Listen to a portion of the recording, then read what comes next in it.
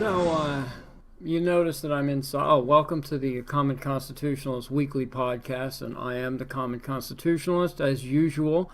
And today I've got one topic. This is from my friends at theconstitution.com.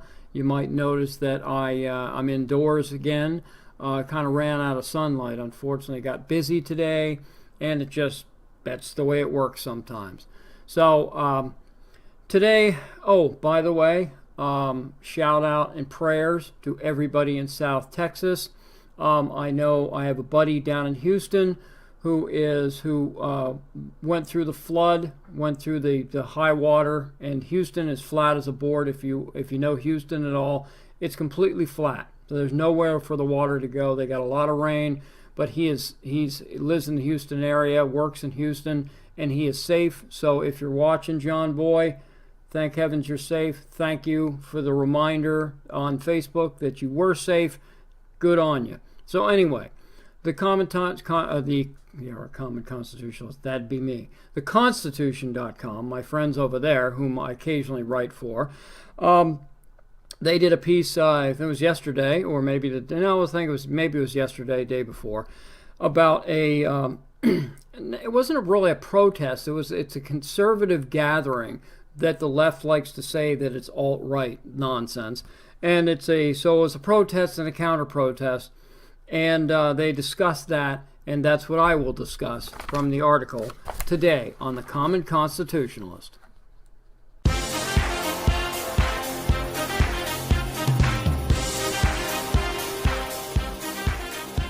are listening to the Common Constitutionalist, broadcasting from an undisclosed location, free from the prying eyes of establishment black helicopters.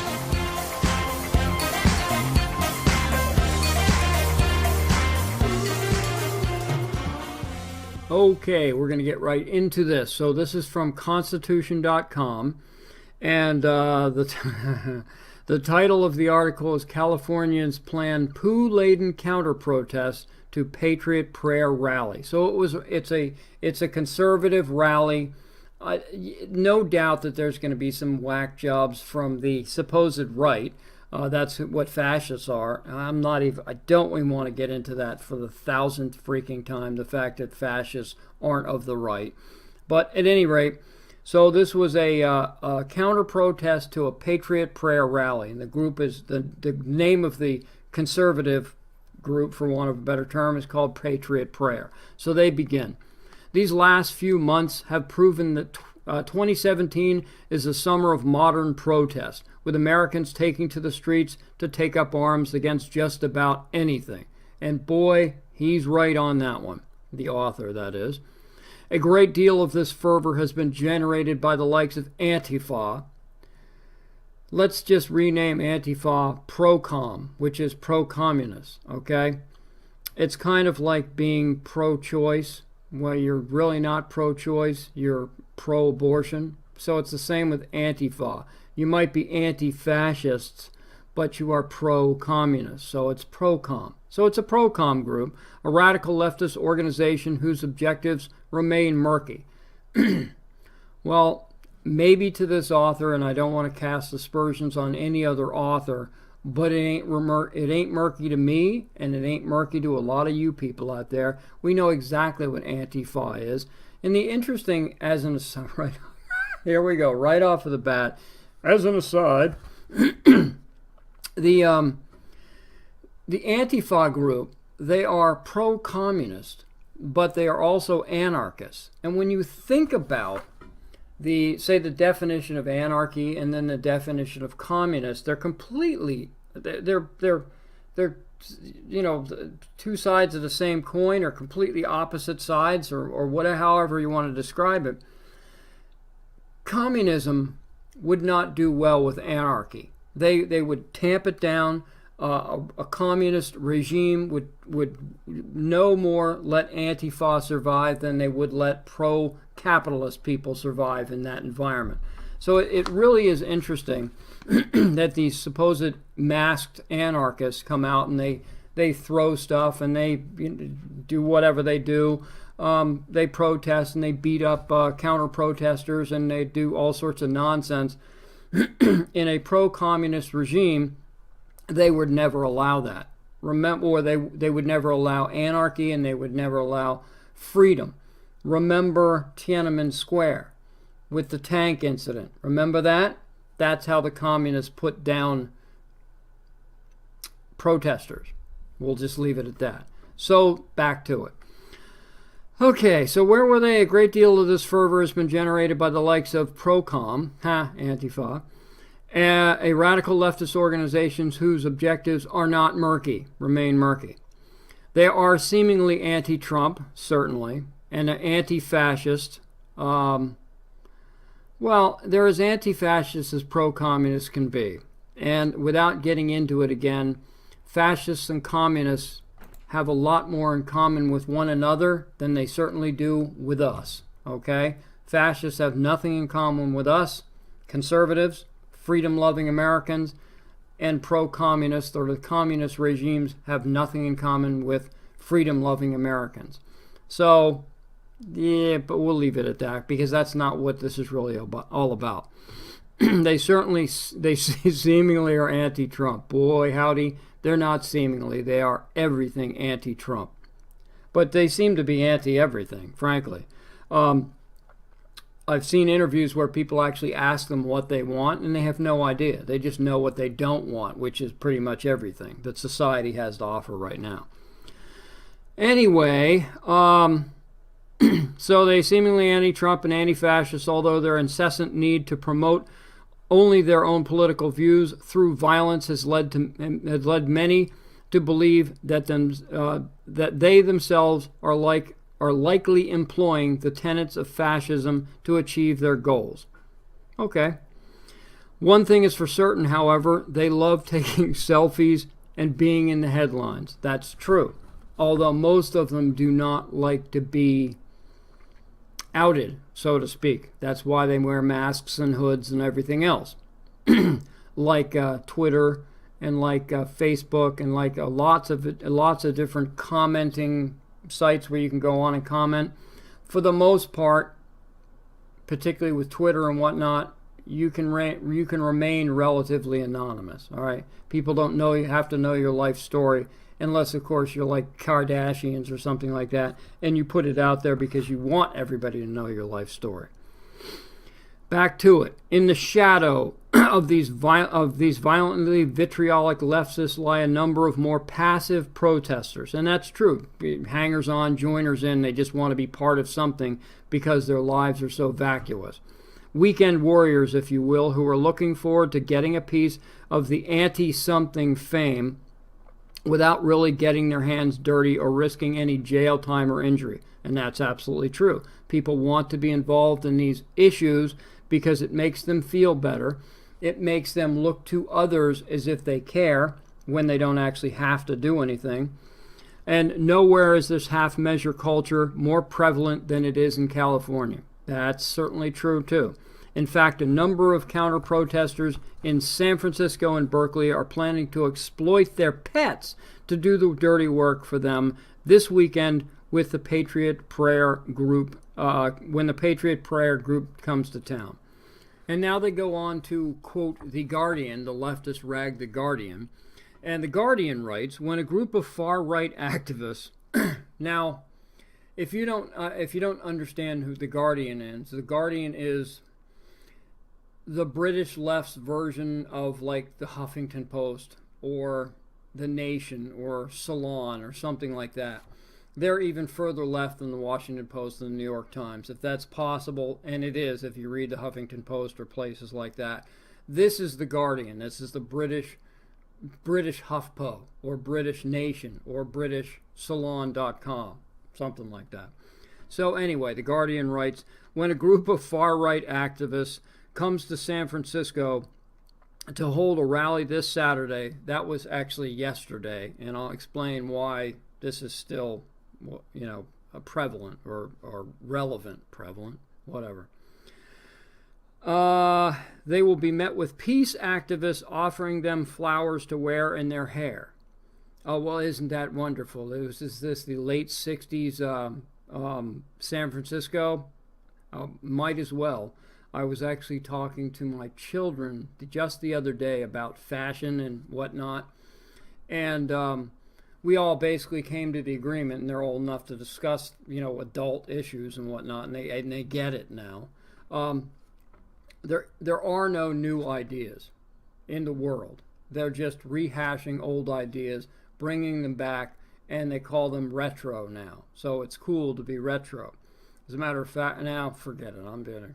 Let's get on with this, shall we? They write also dog poop and lots of dog poop. So the peace activists will be offering them flowers to wear in their hair and dog poop, lots of dog poop. Well, that doesn't make any sense. Well, it does. If I continue on, you'll understand. It's really kind of gross, actually. They continue. Hundreds of San Franciscans plan to prepare Crissy Field, the picturesque beach in the shadow of the Golden Gate Bridge, where right-wing protest group Patriot Prayer. Oh man, what a terrible name for a group. Patriot Prayer will gather with a generous carpeting of excrement. Is that just it's just these people, how low can they go? All right, I don't know, but they're working on it. Quote, I just had this image of alt-right people stomping around in the poop, Tuffy Tuffington said. I gotta tell you, if your name's Tuffy Tuffington, there's you should be a liberal. Tuffy Tuffington, egads, said of the epiphany that he had while walking Bob and Chuck, his two Patterdale Terriers, and trying to think of the best way to respond to right-wing extremists in the wake of Charlottesville. It seemed like a bit of civil disobedience where we didn't have to engage them face to face. Well, actually, that's good, but so you're basically going to leave a bunch of dog poo bombs in the park for these poor sons of guns when they get together for their rally. And this is what I mean by the left will shut down anything they disagree with. They don't want to hear it and they don't want to see it. You have no right in their America, and that's what this whole pro-communist Antifa movement is about, is tearing down the current American society and the historic constitutional American society and replacing it with this stuff. Writing a new constitution that said basically hate speech is outlawed, and what's hate speech? Whatever we say it is. So if you people want to hold a rally and we don't agree with what you're saying, you can't hold that rally. That would be in their new constitution, and welcome to it. This is Antifa, pro-communist. That's exactly what it is. It's communist thuggery. So let's take a quick break. I'll be right back and I'll explain to everyone exactly who these Patriot Prayer right-wing extremist wackos are. Be right back.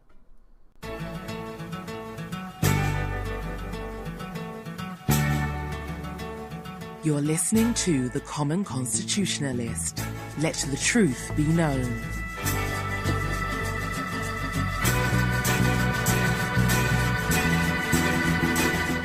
So, first off, we took a break from that nonsense from The Guardian, and I want to explain, because I didn't know who Patriot Prayer was. I'd never heard of them. They're from the West Coast. They're from the Washington, Oregon area, and that's where they mainly are. At any rate, so I looked up Patriot Prayer, and I went on their Facebook page, and this guy who founded Patriot Prayer, Joey Gibson.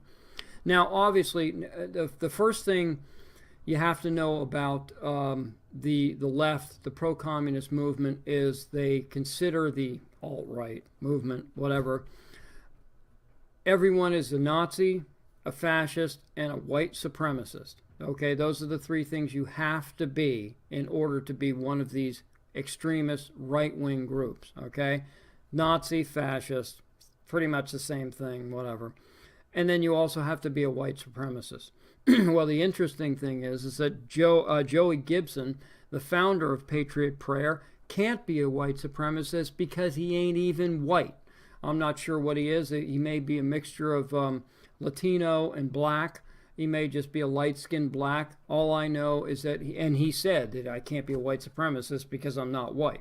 So anyway, that's his words and not even mine, but I agree. So anyway, I looked him up, and he had about a 13-minute blurb on exactly who Patriot Prayer was and what he believes in. And pretty much what he believes in is what we believe in. Live and let live conservatism. Live by the Constitution, live by the Golden Rule, the tenets of conservatism, the bedrock of conservatism, basically. And and again, like Jefferson, if it doesn't break my leg or pick my pocket, do whatever you want. It's not exactly what Tom said. Yeah, Tom. Yeah, do whatever you want there, buddy. But that's basically conservatism in a nutshell. Just live your life. Leave me alone. Don't make me celebrate your transgenderism or your homosexuality or whatever. Do what you want and leave me alone. Leave me out of it. And federal government, you stay out of it too, because it's none of your daggum business either. So leave it to the states and leave it to the people, and this is what this guy believes in. Okay? He doesn't say he's a constitutional conservative, but by the way he talks, he certainly is, because he believes in the Bill of Rights and the live and let live attitude. And one of the more important points that he makes is something that I've tried to stress on a number of occasions throughout the years that I've been writing and now doing podcasts and whatever. He preaches love for all. Wow, what a novelty. Tolerance and real diversity. Diversity of the mind, diversity of thought. That is the only true diversity. And conservatives, we live it. This is what we live. So the bottom line is that I agree with pretty much everything he says. And so if this is what he's preaching at his rallies, it's fine by me. If he came to town, I'd probably go see him. I wouldn't have any problem with that. But the radical left has a problem with it because they don't think the diversity of thought should be. Diversity of thought is, again, whatever they think that it should stand for. If they believe again, hate speech is whatever they say it is. And if you utter something, even if it's something new that they haven't heard before, it retroactively will be hate speech. It doesn't make any difference. If they haven't heard something in 5 years and someone stumbles upon it, it's retroactively hate speech. Heck, look what they're doing with the Civil War monuments and whatnot that have been up for 100 some odd years. And look what now they're moving on to the revolution. And believe you me, they're going to move on to our documents, the Constitution, the Bill of Rights, and the Declaration of Independence, the Federalist Papers, and everything else those dead white guys ever wrote. They're going to try and strike them. The reason is they want to rewrite history and they want to rewrite our Constitution. That's it, okay? Barack knows we're going to have to change our history. Where have you heard that before? Oh, that's right, Barack knows. So it's basically with the left, with the Antifa, pro-communist group, anything they disagree with, you're a racist. If you're white, you're a racist. And if you're white or not, you're a fascist. And that's it. They have no argument. They can't argue the issues. We all know that as conservatives. Leftists can't argue with the issues. On the issues, they might be able to do it for 30 seconds, but after about that 30-second threshold, it will descend into name-calling and badgering and filibustering, as it were. When you watch Fox News and you go on you'll have some leftists come on and discuss something with Tucker Carlson or whomever. Basically, they have a speech prepared and they just talk and talk and talk and filibuster until everyone's out of time. It's the same thing CNN's media people do when they have a right-wing guest on. They'll allow him to speak for about 10 seconds and then they'll cut him off and they'll filibuster and then all of a sudden say, oh, I'm sorry, we're out of time. And that's that. So anyway, that's what they do. They just choose to lump people like Gibson, who seems like a good guy, Patriot Prayer. They're all fascists. It doesn't make any difference what they stand for. If the left is against them, they're all fascists. So yesterday's event was canceled, by the way. And so it's a win for Tuffy Tuffington and his leftist jerkwads. Oh, and there was no reason given for the cancellation other than it was just canceled. I'm sure they probably caught wind of the leftist protesters bringing out dog poo and riddling the whole park with it. And of course the authorities will just, in San Francisco, they're just going to stand by and let this all happen. And they might move in later on if something bad happens, if some pro-communist protester gets out of hand and hits somebody or knocks something down or ruins public property. Yeah, maybe they'll get a slap on the wrist later on, but for the most part, you know darn well the city council and the mayor of San Francisco would not allow the police to come in and break up this mob. There's no way in heck. So one way or the other, I think this Patriot Prayer thing just wasn't going to happen. And then you put the dog poo landmines all over the park grass, and there you have it. It's just a recipe for disaster. So good on Gibson. Unfortunately for the right, for us, it's a win for the left. Unfortunately, they were given a gift of a win, so they can go ahead and go back on their Facebook and Twitter and Instagram and whatever else they do and say, yay, we won. We defeated the alt-right fascists. Woohoo. So anyway, I was reading in the comments of this story, and I saw something interesting. And this is something that most people wouldn't have thought of. It just, putting a bunch of dog poo bombs in a park is gross enough. But you never think of this, and this is a good point. And this was by a commenter written on Facebook, Linda Bobinda Smith. Okay, no relation as far as I know, Linda Smith. She writes in the comment section, as a dog lover and a rescue activist, I am no stranger to the death and suffering canines face transmitting disease. Can we start over again? Let's do that, shall we? As a dog lover and a rescue activist, I am no stranger to the death and suffering canine feces transmitted diseases have caused, in particular the deadly parvovirus, or parvovirus, I guess that's what it is, that is highly contagious, and even after cleaned up, organisms can survive and expose dogs for up to an entire year. But since you all are so pathologically bent on your agenda, putting public health and animal health at risk means nothing to you when you have virtue signaling, she gets it, virtue signaling to do, and a political axe to grind. I hope you are proud of yourselves, because I've got news for you. You are no blanking better, effing better, than the people you so smugly and venomously and self-righteously disagree with. Actually, no, they're not no better. They're a hell of a lot worse. Excuse my French. You, along with anyone that condones this malicious act of hate, are every bit as foul and disgusting as the very S that you left behind. She has a great point that they were going to put a bunch of, probably from their pets or a dog. As a matter of fact, I went on the Tuffy Tuffington website, and they were going to go to the local dog park and just pick up a bunch of poo that they found laying around. So they don't have any idea the origin of this poo. It's not their own family pets, although I'm sure they would do that too, from Bob and Chuck.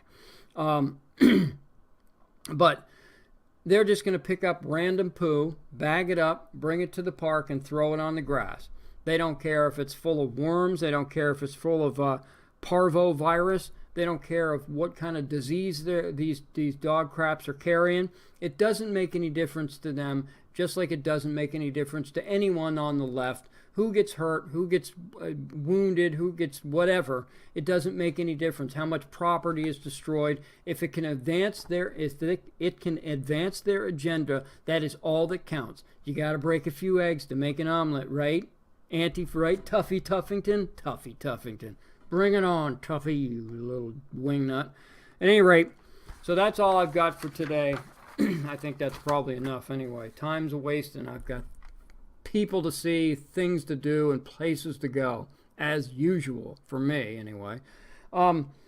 So that was an interesting one, and it's something again. Linda Bobinda Smith, it gave us a little food for thought there, that I'm sure neither the left nor the guys on the right really gave any thought to, is that, you know, you step in this stuff and you drag it all over the city, and maybe it's got some, you know, parvovirus or other some communicable disease, and then the dog sniffs it or the birds, you know, who knows what's going to happen. I have no idea. But that's a heck of a good point. Better point than I've made, to tell you the truth. At any rate, this is the Common Constitutionalist signing off. We'll talk again next weekend. Labor Day weekend? I think it's Labor Day weekend, actually. And I'll try to go out on location. And I think what I was going to try and do, actually, today, and I ran out of time, was I was going to drive over to my son's new college campus that he just checked into at the end of last week, Thursday of last week. And he's living in the dorm, but the campus is absolutely gorgeous. And there's lots of green space and lots of out-of-the-way space where I can just set up my old camera and film me. Maybe some of the beautiful surroundings too. But that's all I've got. This is the Common Constitutionalist signing off. Y'all have a great and blessed week, and we will talk at you next week. I'm out.